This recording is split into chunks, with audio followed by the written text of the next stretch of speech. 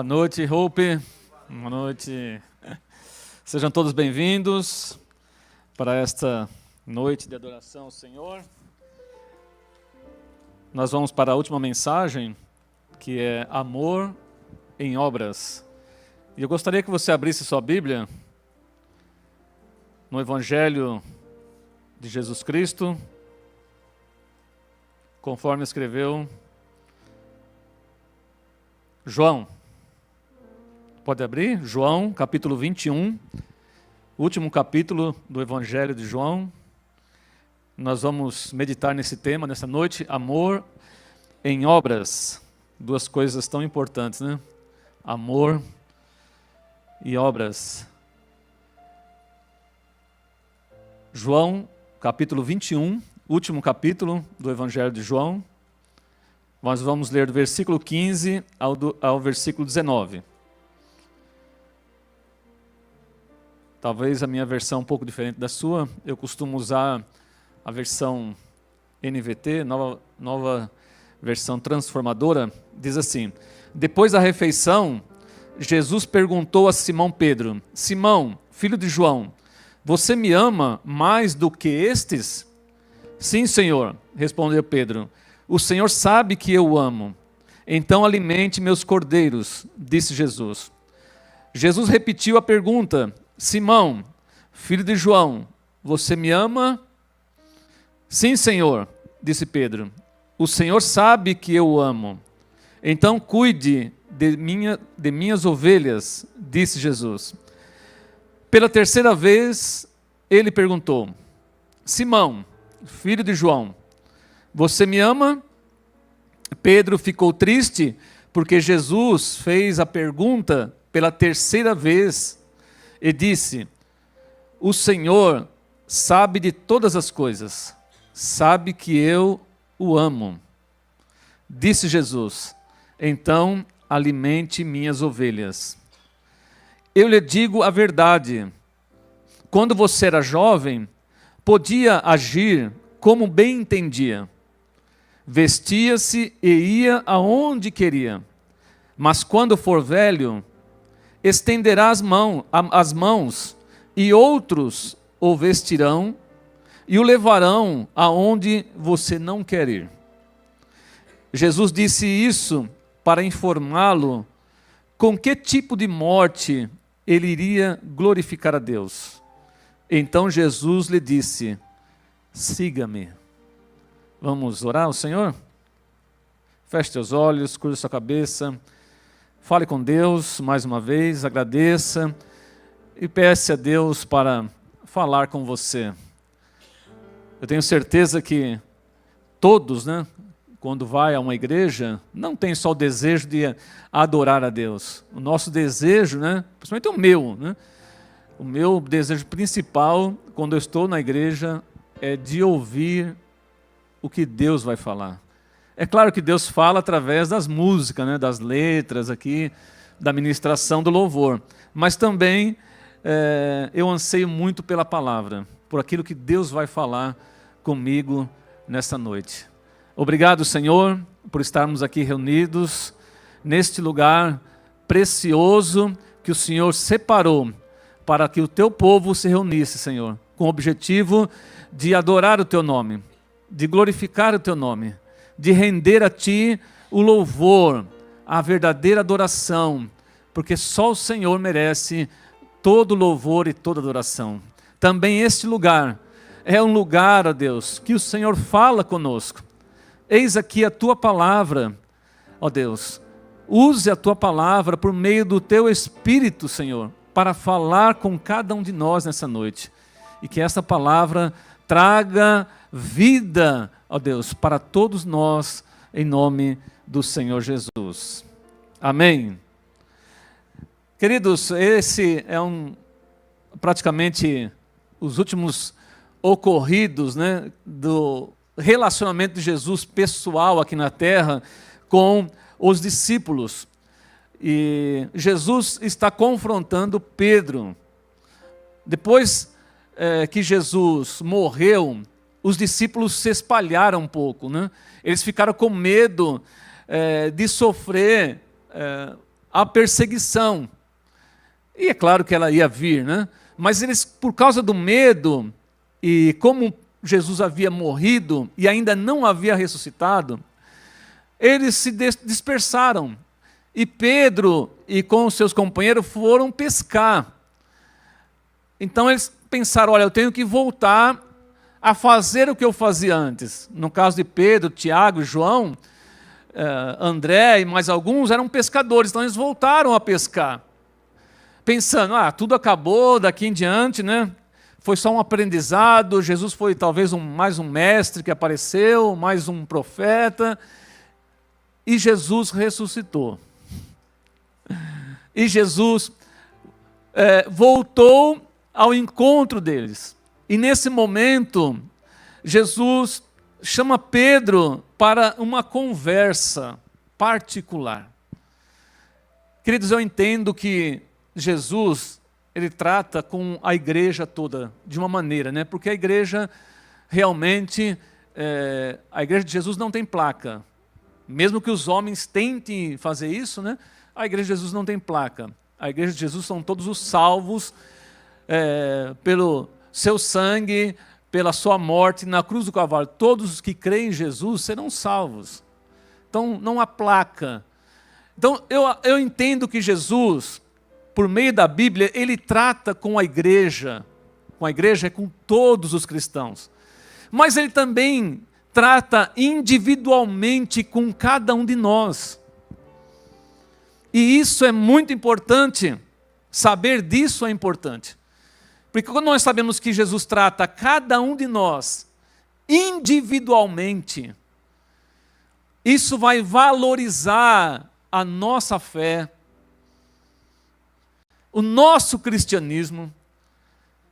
Isso vai valorizar, porque a gente vai tirar os olhos, né, a placa da igreja, né?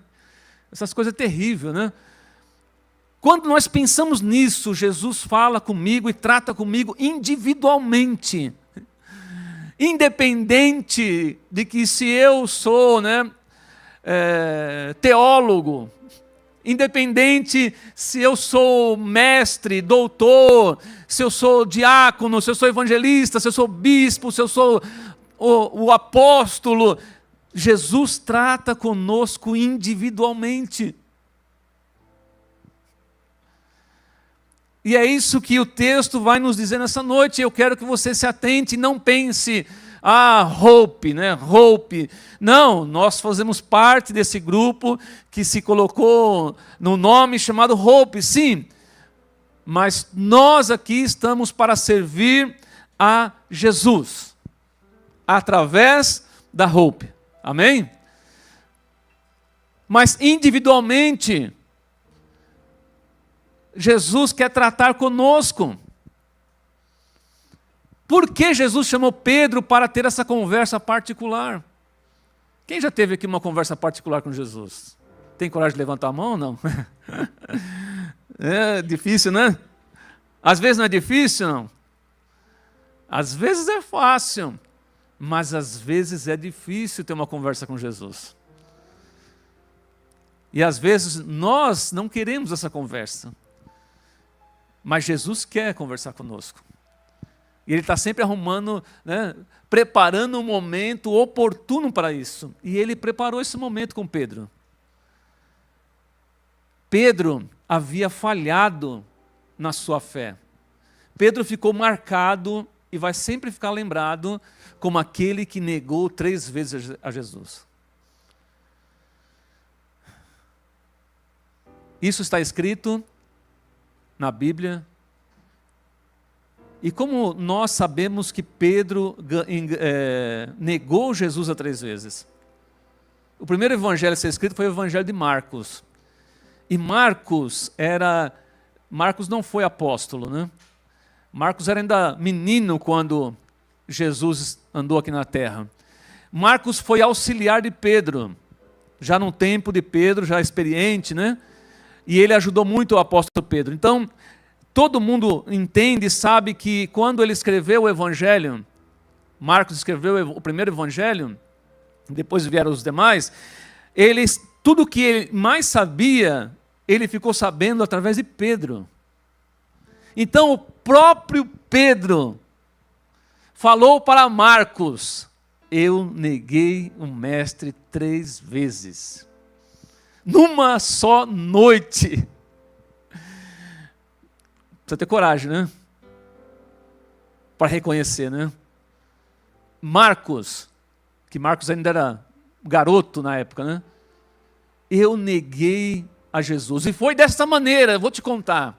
E ele contou a conversa que ele teve com Jesus, quando ele estava cheio de força e de fé, e ele disse: mestre, eu estou pronto a ir ter com você, eu vou com você até a morte.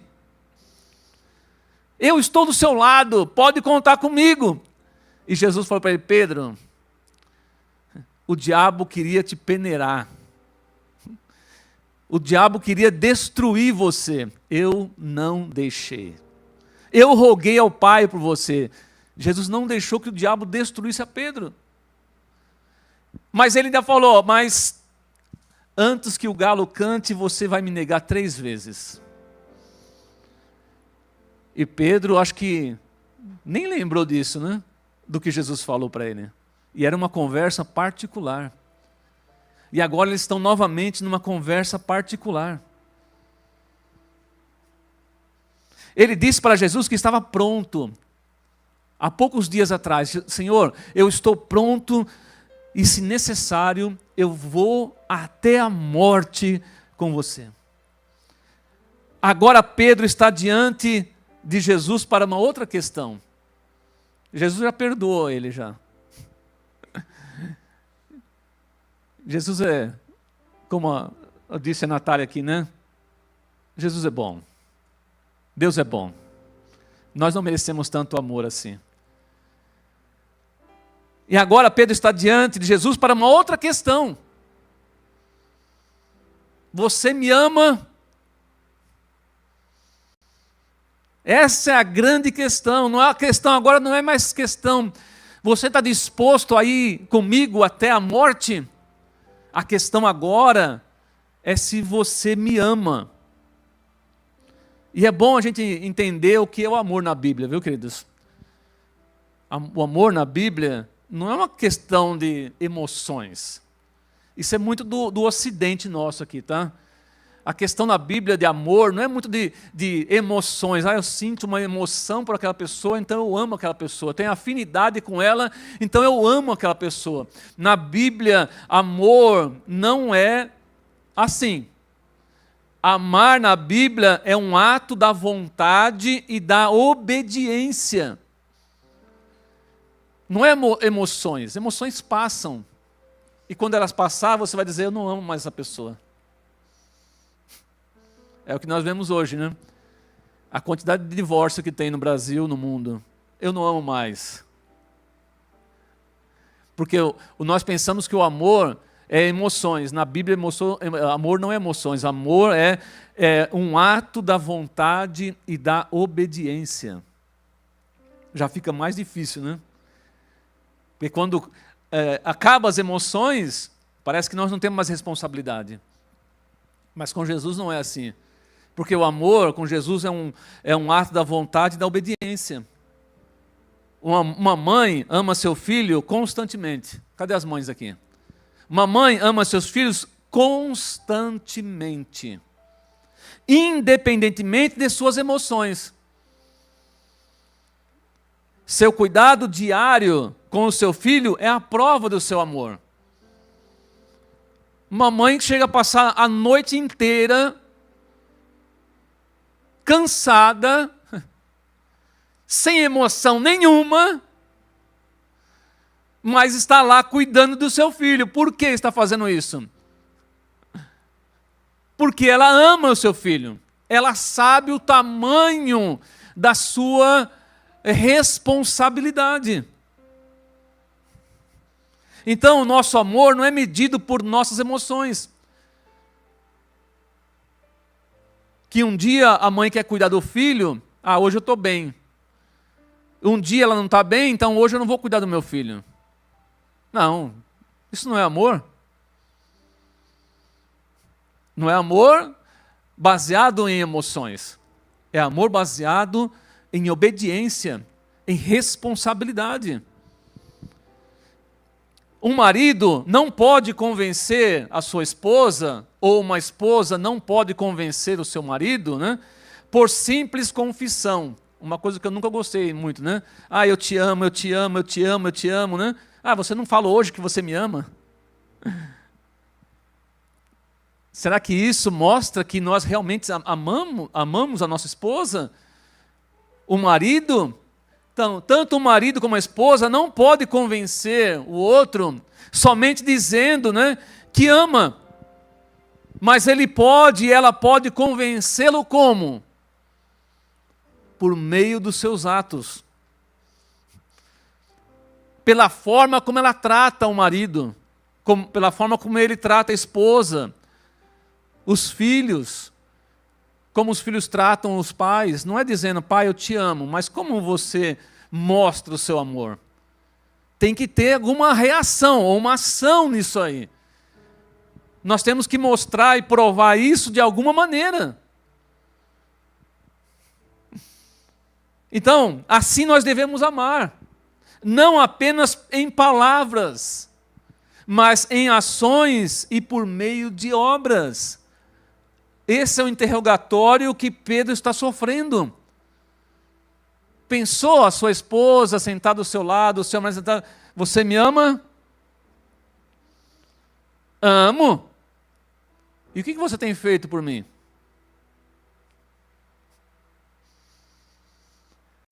Você me ama? Amo. Então mostra aí o seu amor agora. Porque é muito fácil falar que ama, né? Vira até uma questão automática, né?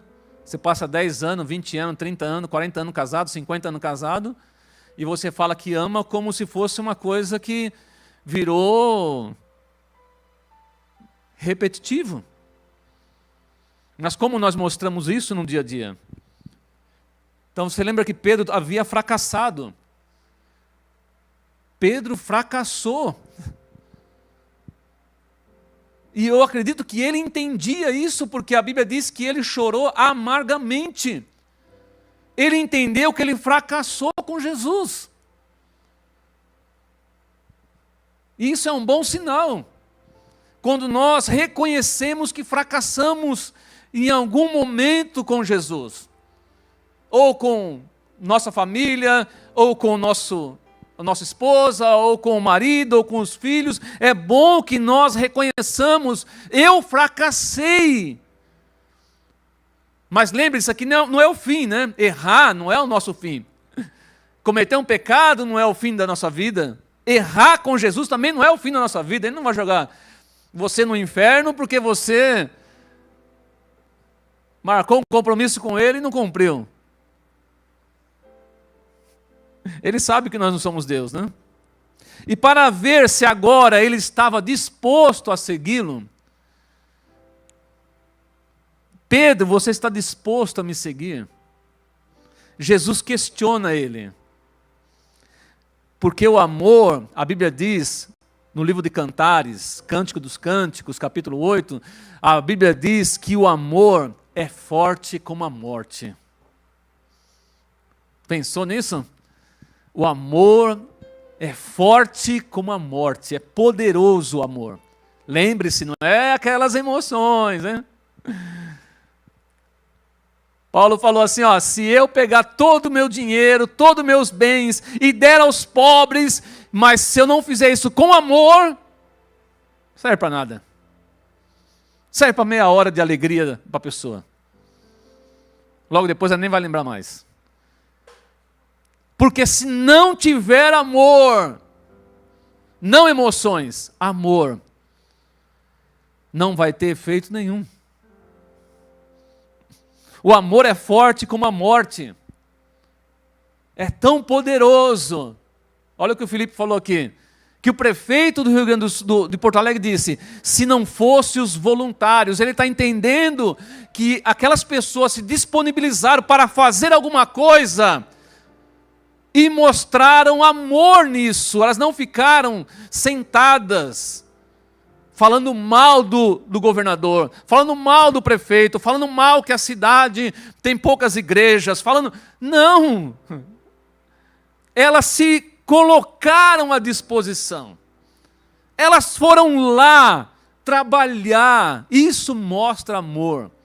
Vocês ficaram sabendo de um médico que morreu lá ou não? Quem ficou sabendo de um médico? O médico foi lá, de Minas Gerais, acho, né? O médico foi lá e ele acabou falecendo. Ele deixou todas as suas coisas para trás.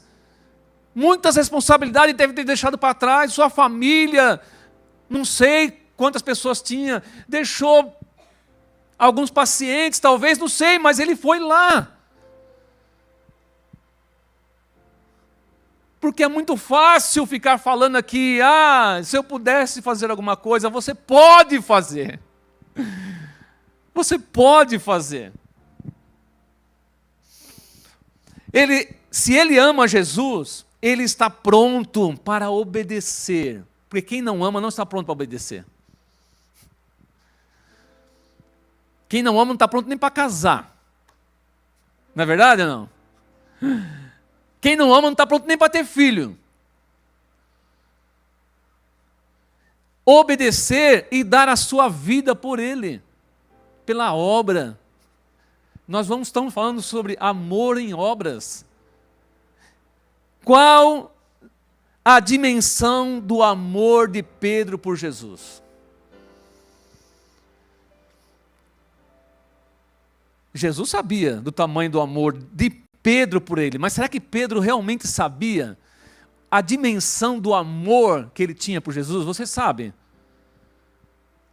Quem sabe a dimensão do amor que tem por Jesus? Não é uma resposta difícil essa, não? Você poder falar assim, o meu amor por Jesus é tamanho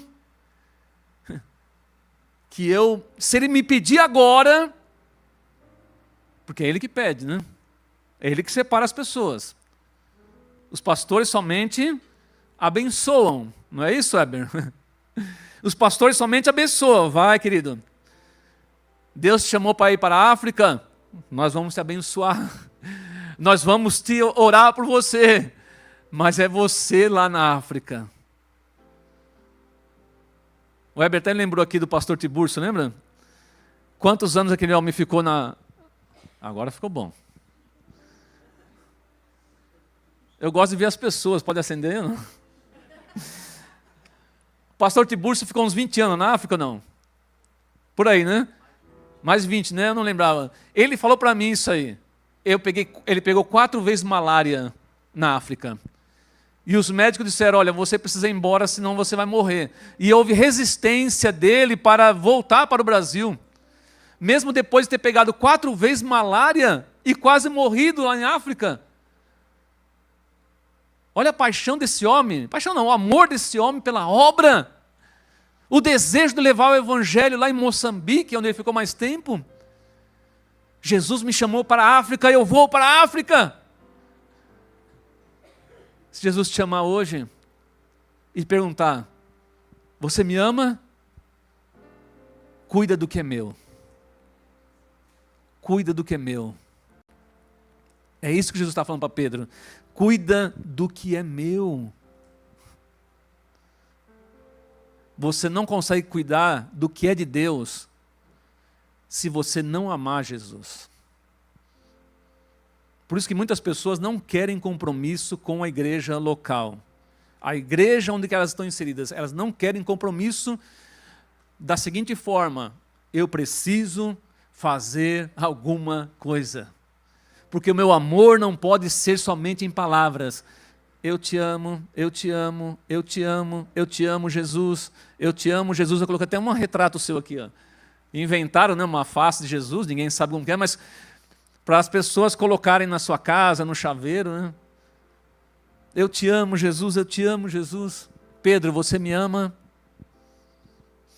Então, qual a dimensão do seu amor por Jesus? Você já se perguntou o que você está disposto a fazer? por Jesus? A gente vê tantas pessoas, e nos meus 20 anos de pastor, eu já tive que responder essa pergunta, até esqueci quantas vezes. Pastor, é obrigado a dar o dízimo na igreja? Eu sou obrigado a falar disso como exemplo, tá, queridos? Aqui ninguém está desesperado por dinheiro, não. E minha resposta sempre foi, pastor, é obrigado a ser dizimista na igreja? E a minha resposta sempre foi, não. Agora, você quer saber por que eu sou dizimista? Porque eu amo a obra de Deus. O que Jesus fez por mim, desde a minha infância até hoje, eu me sinto na obrigação de contribuir. Mas o dízimo não era da lei? Não, o dízimo era antes da lei. O dízimo foi incorporado na lei. Mas tem que ser dizimista no Novo Testamento? Não, você não tem que ser dizimista. Você tem que dar talvez até mais do que você pense em 10%. Você tem que dar conforme você pode. Conforme o teu coração está disposto a dar. Pedro, tu me amas? O teu coração é meu? Alimente as minhas ovelhas. Cuide das minhas ovelhas. Cuide do que é meu. Queridos, amar a Cristo é um grande privilégio. Só que não se engane. Com o amor vem grandes responsabilidades. Porque muitas pessoas hoje, né? Uma vez um jovem perguntou para mim, pastor, o que você acha? Eu devo casar, não devo casar? Você acha que um jovem hoje deve casar? O que um jovem deve pensar antes de casar? A primeira coisa que você tem que pensar antes de você casar é o tamanho da responsabilidade que você vai assumir. Não é quantos filhos você vai ter, não é se você vai ter dinheiro suficiente, se você ganha 10 mil reais por mês, 20, 30, se você já tem casa para morar, se você vai morar de aluguel. Não, a primeira coisa que você tem que pensar para casar é se você está disposto a enfrentar o tamanho da responsabilidade que existe no casamento. Aí depois você pensa, vou ter só um filho, vou ter só 2 filhos, eu vou comprar uma casa, vou morar. Depois você pensa nisso. Pense agora, antes de casar, você está disposto a assumir o tamanho da responsabilidade que um casamento exige?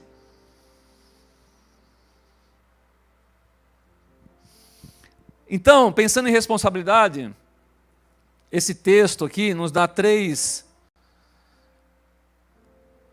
pensamentos aqui para a nossa vida nessa noite. Para nós caminharmos para o nosso pensamento final aqui. 3 aplicações para nós. Primeiro, o amor estabelece prioridades.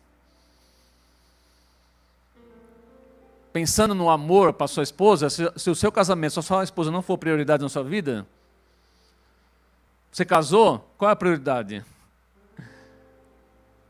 Se os seus filhos não são prioridade para você, o que é prioridade? É isso que Jesus está falando com Pedro. E Pedro era casado, tinha esposa, né? E provavelmente tinha filhos. Você me ama, olha a responsabilidade, você me ama mais do que estes? E apontou para os outros apóstolos. Tem 2 interpretações aqui. Né? Os teólogos fazem 2 interpretações, até 3. Mas vamos pensar nos 2 pensamentos que se faz. Né? Você me ama mais do que eles me amam? Essa é a interpretação que muitas pessoas fazem, né? A outra é, você me ama mais do que você ama eles? As 2 interpretações são interessantes, mas as 2 exigem uma decisão. Você precisa pôr em prioridade. Quem você vai amar mais? A Jesus ou a sua esposa? A Jesus ou os seus filhos? A Jesus ou o seu trabalho? Quem você vai amar mais? Onde está, concentrado o seu amor? Aí você fica com qual você quiser melhor, né? Para mim, o que Jesus estava querendo dizer é: você me ama mais do que eles, ou o seu amor por mim é maior do que o amor deles por mim? Jesus estava desafiando Pedro. O assunto era sério aqui.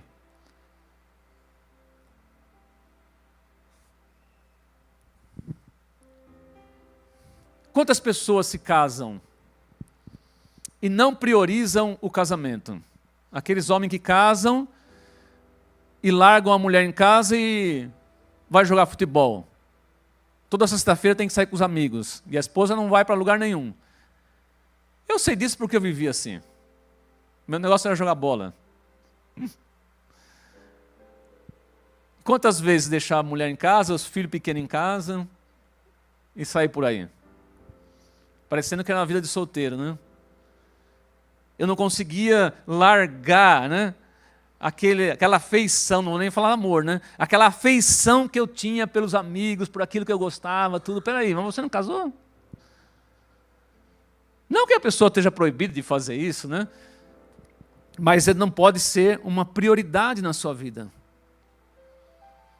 A nossa prioridade como cristão, a nossa maior devoção deve ser a Jesus. E é Ele que está questionando Pedro. Onde está a sua maior devoção? O que você mais ama nessa vida? Eu espero que meus filhos, minha esposa, meus netos, o Felipe, o Perso, a minha família, saibam disso. Eu os amo. Amo mesmo, amo minha família muito. Mas eu amo mais a Jesus do que vocês. Na minha lista de amor está Jesus, depois está minha família. E eles devem saber disso e eu quero um dia ouvir deles isso. Eu quero um dia ouvir dos meus netos isso. Vovô, eu amo a Jesus mais do que você. Eu vou poder morrer tranquilo. Eu vou poder ir para o céu tranquilo, dizendo assim: eu fiz a minha parte. Eu fiz a minha parte. Eu ensinei a minha família a amar a Jesus, mais do que a mim. Então, o amor estabelece prioridades, querido. E Jesus está falando para Pedro: você me ama mais do que estes? Você me ama? Jesus estabeleceu aqui uma prioridade para Pedro. O apóstolo Paulo escreveu em Colossenses capítulo 1, versículo 18, que Deus deu a Jesus a primazia de todas as coisas. Sabe o que é primazia? É o primeiro lugar em todas as coisas. Deus deu a Jesus. Esses dias até escrevi num comentário de um padre lá no Instagram, falando de Maria. Eu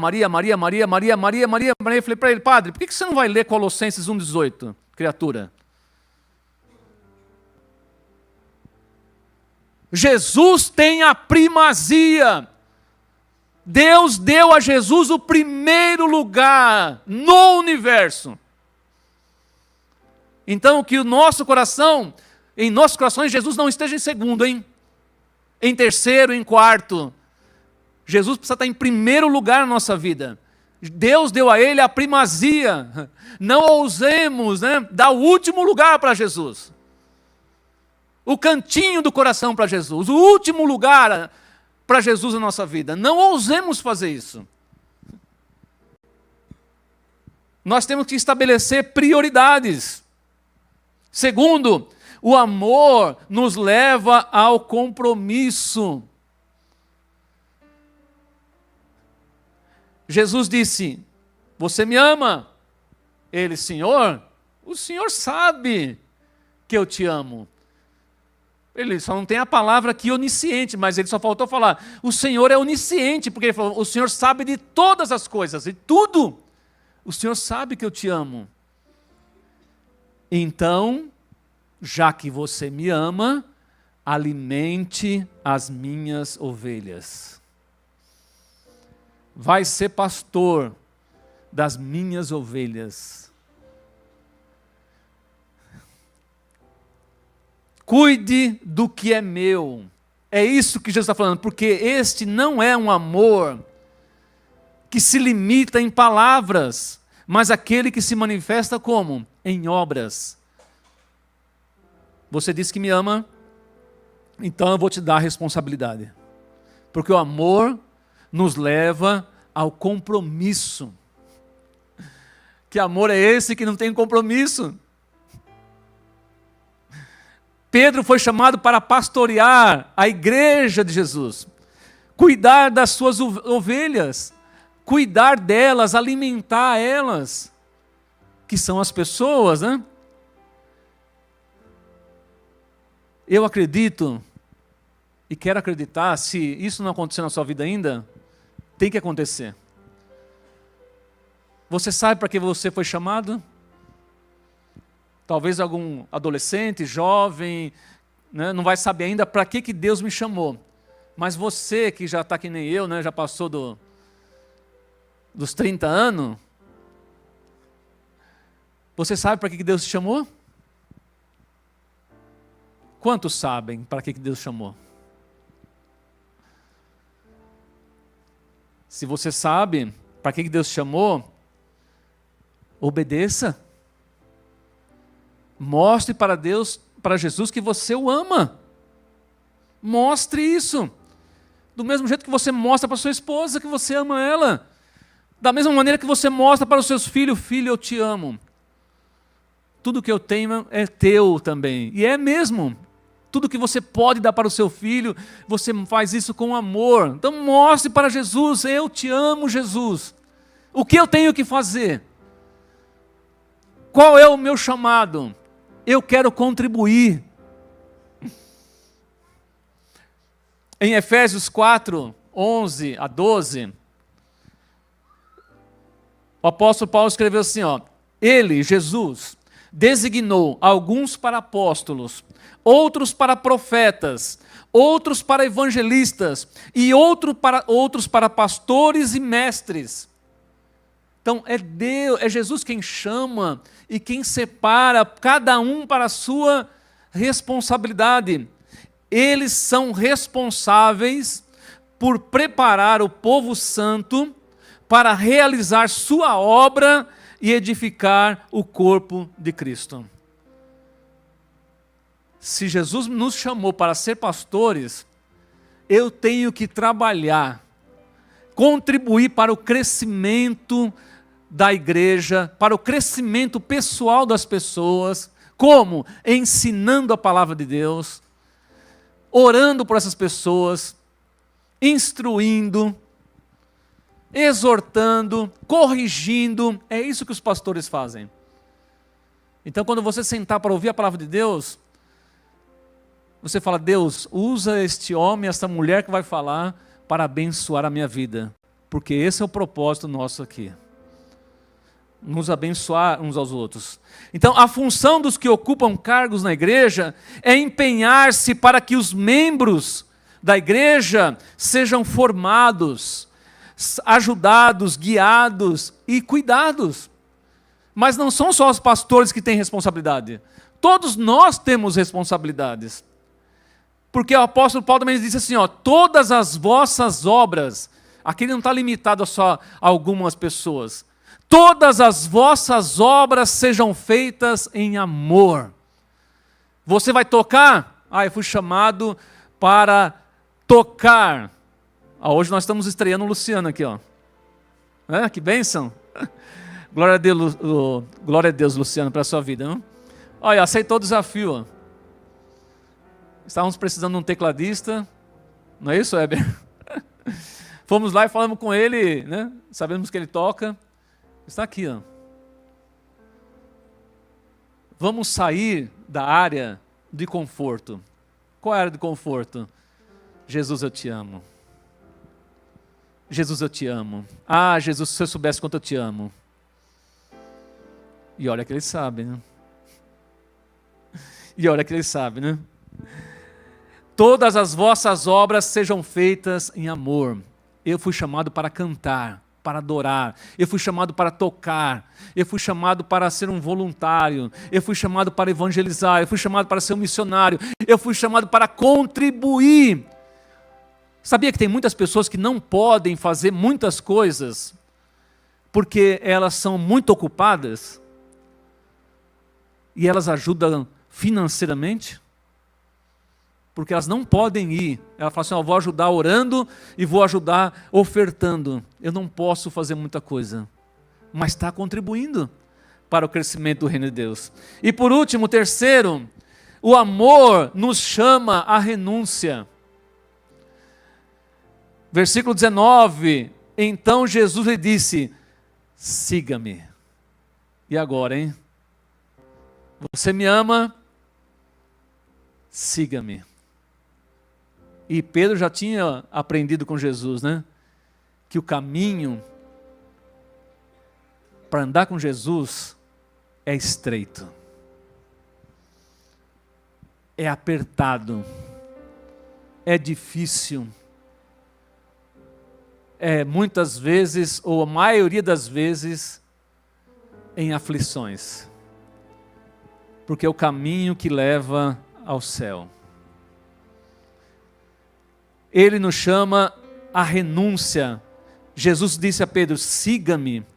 Seguir a Jesus não é somente um ato de fé e coragem. Não, eu tenho coragem. Queridos, as pessoas, nós, todos nós precisamos falar menos e agir mais. Seguir a Jesus é uma obra na nossa vida, é um trabalho árduo na nossa vida. Seguir os passos de Jesus é, na verdade, imitar a Jesus. É segui-lo. Jesus está falando para Pedro, Pedro, me segue com esse amor que você tem. Eu sei que você é um homem corajoso, eu sei que você é um homem destemido, mas eu queria saber se você tem amor, porque se você tiver amor, você vai suportar todas as coisas.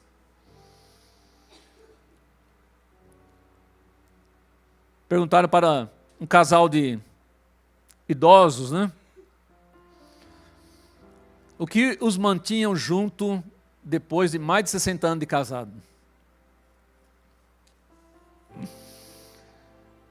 Eles fizeram uma lista, né? Eles começaram a falar um monte de coisa. E realmente não é só uma coisa, né? Mas eu quero dizer para você que dentro daquela lista que essas pessoas fazem, companheirismo, é tanta coisa, né? Que ajuda as pessoas a permanecer juntas, né? Mas, querido, tudo isso acaba se a pessoa não amar. Acaba. Pode fazer uma lista enorme, mas no final, a pessoa vai chegar lá com 60 anos, 70 anos de casado, porque ela amava essa pessoa. Porque você sabe, né? Não vamos contar para os jovens e adolescentes não, né? Pode contar ou não? Para quem não casou ainda, pode contar ou não? É difícil viver junto, hein?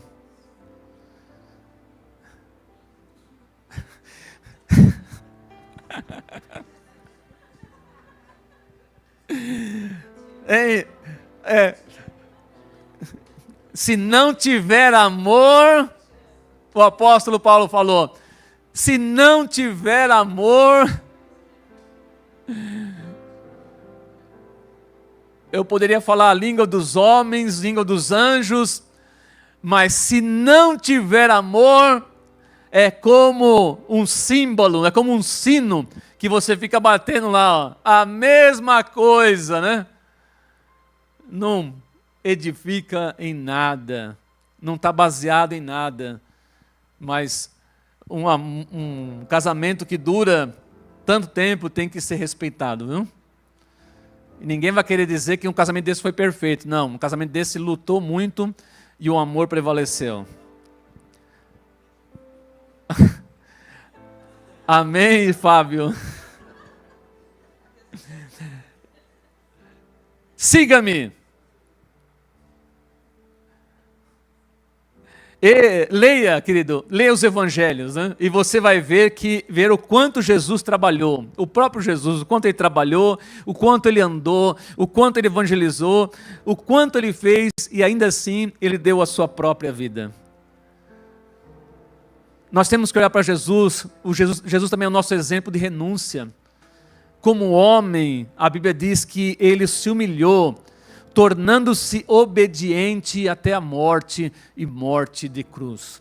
Amor que não tem responsabilidade, que não obedece. Eu duvido desse amor. Duvido porque a Bíblia me permite duvidá-lo, né?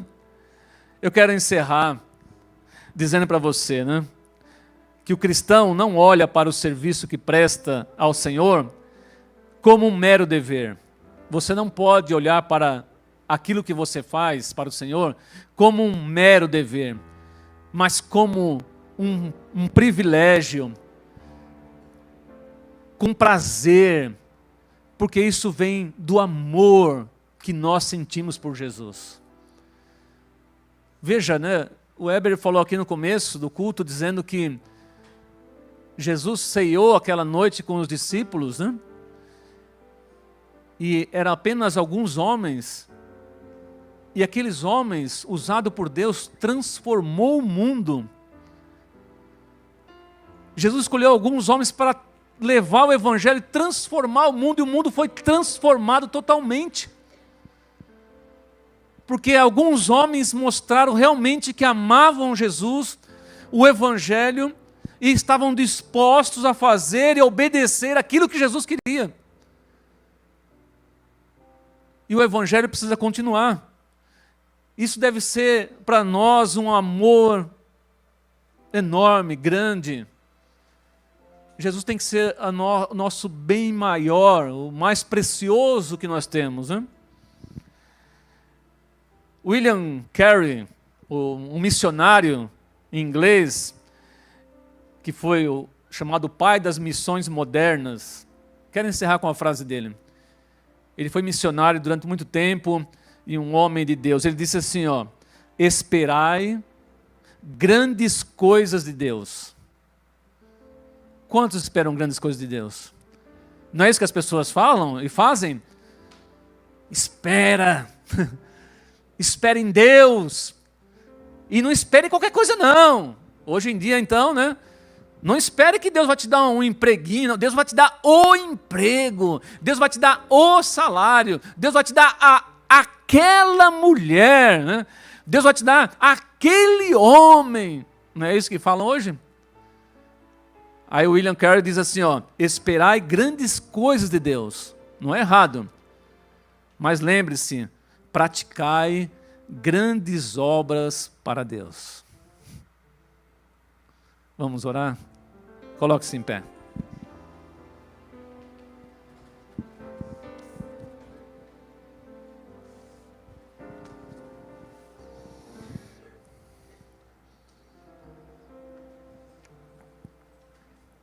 Te agradecemos, Senhor, por estarmos aqui reunidos nessa noite, como igreja do Senhor, como aqueles que têm ouvido a Tua voz, e temos nessa noite, Pai, o privilégio de ouvir o Senhor nos perguntando se nós Te amamos.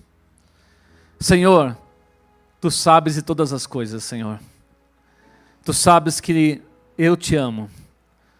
Tu sabes que todos aqui Te amam. E Tu sabes a medida na qual nós Te amamos. Senhor, que esta palavra nessa noite seja para trazer aos nossos corações, trazer à tona, Senhor, este amor que deve ser revelado em obras, que deve ser revelado em trabalho, em dedicação, em ofertas,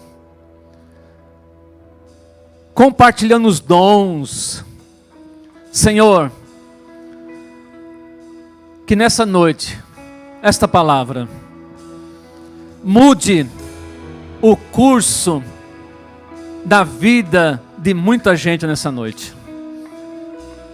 Que essa palavra acenda a chama no coração de todos que aqui estão ouvindo, Pai. E que através das nossas vidas, o Teu nome, Pai, seja glorificado nessa terra.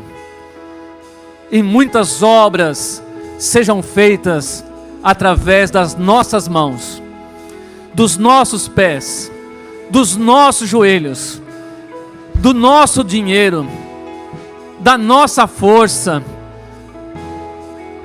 Pai, em nome de Jesus, abençoe a todos nós. Em nome de Jesus. Deus abençoe a todos, queridos. Uma semana de bênção.